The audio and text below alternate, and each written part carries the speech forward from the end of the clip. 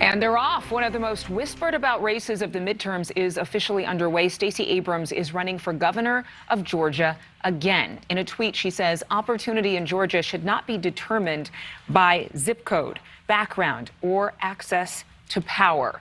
Now, if she wins, Abrams would become the first black governor of Georgia, the first black female governor of any state. We want to talk about this tweet and any impact this race could have on the 2022 midterm election. So Julia Manchester is joining us from the Hill this morning. Good morning, Julia. Now, this tweet is very inspirational, and she's invoking a certain kind of sentiment here from a woman who's been heavily involved in politics for quite some time.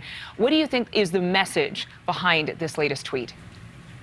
Well, I think the message really is that she's looking to make change in 2022 and really finish, according to Stacey Abrams, what she started in 2018 when she narrowly lost to Governor Brian Kemp. Look, she's facing a very different political environment, Adrian, as she launches the second gubernatorial campaign.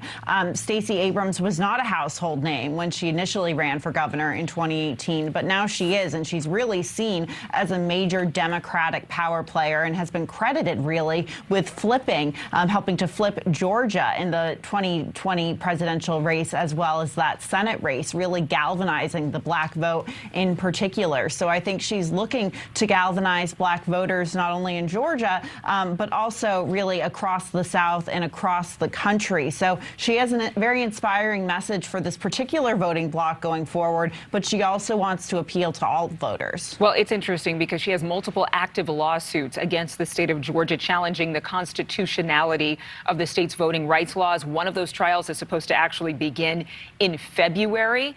So is her timing right?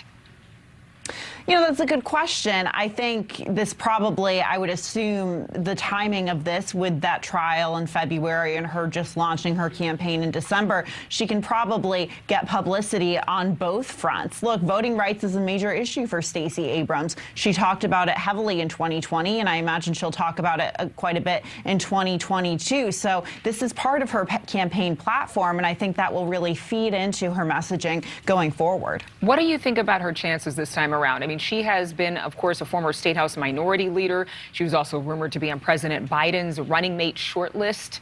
So there's a lot for her that she has considered in terms of a career and her legacy.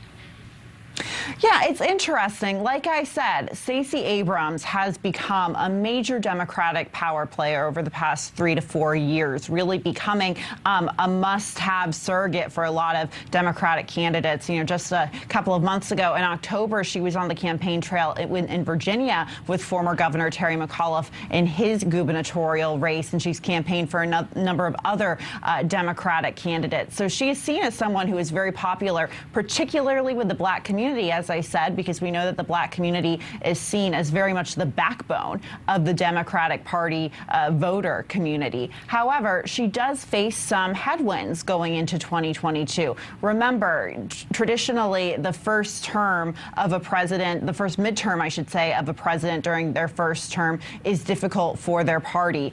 We see that Democrats are facing quite a bit of headwinds in the House and a number of other gubernatorial races.